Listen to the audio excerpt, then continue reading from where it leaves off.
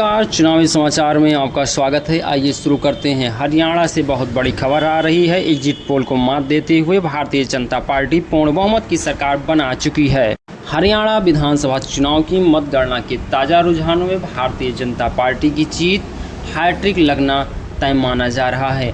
2 दिन पहले तमाम एग्जिट पोल हरियाणा में कांग्रेस को बहुमत मिलता दिखाई दे रहे थे। मतगणना के शुरुआती रुझानों में एग्जिट पोल सही साबित होते दिखे। एक बार तो बीजेपी 20-22 सीटों पर निपटती नजर आ रही थी। स्पष्ट बहुमत मिलता देख कांग्रेसियों ने जश्न मनाना शुरू कर दिया और जिलेबी भी बांटने लगे।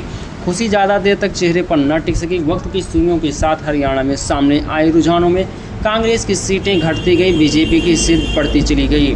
दोपहर 2 बजे तक हरियाणा में बीजेपी 50 सीट आगे चली गई और कांग्रेस 35 सीट पर निपटती हुई नजर आई। हरियाणा में सबसे बड़ा चुनावी मुद्दा खर्ची पर्ची रहा। हरियाणा में कांग्रेस ने बेरोजगारी और महंगाई के मुद्दे पर खूब बवाल काटा था। इस बवाल के जवाब में भारतीय जनता पार्टी ने खर्ची पर्ची का दांव चला, जो कांग्रेस को महंगा पड़ गया और उभर नहीं पाई।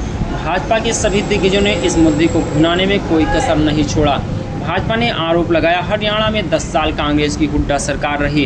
हुड्डा राज में बेरोजगारों को खर्ची और पर्ची के दम पर मिलती थी नौकरी, लेकिन भाजपा सरकार आते ही खर्ची पर्ची हो गई बंद। इस मुद्दे पर कांग्रेस इस स्लोगन में पीछे पड़ गई। कांग्रेस के हारने के पीछे कांग्रेस की आपसी गुटबाजी भी मानी जा रही है। भाजपा की जीत का एक कारण कांग्रेस की आपसी गुटबाजी। हरियाणा में कांग्रेस में काफ़ी समय से गुटबाजी चल रही है।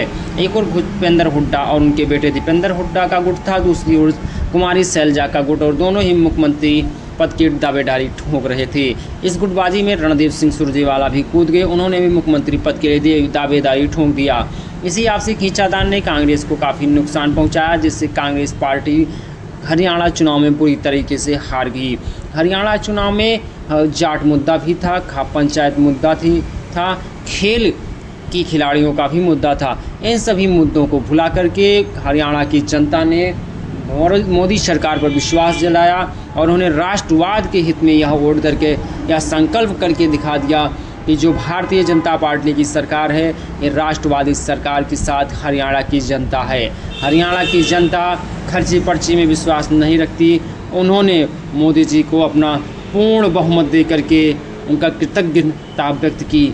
हरियाणा का यह जीत ऐसा बताता है कि कितनी भी नाराज़गी भारतीय जनता पार्टी की जनता में हो जाए, लेकिन वो राष्ट्रवाद के मुद्दे पर भारतीय जनता पार्टी की ही सरकार केंद्र और प्रदेश में देखना चाहते हैं। देश में राष्ट्रवाद अब मुद्दा छा चुका है। कांग्रेस पूरी तरीके से नकार दी गई है। इसी कारण अब कांग्रेस का अस्तित्व नहीं बचा। कांग्रेस के राहुल गांधी अब चेहरा दिखाने के लायक नहीं बचे। वो जिलेबी की फैक्ट्री लगवा ही रहे थे, लेकिन उनका सपना खत्म हो चुका है।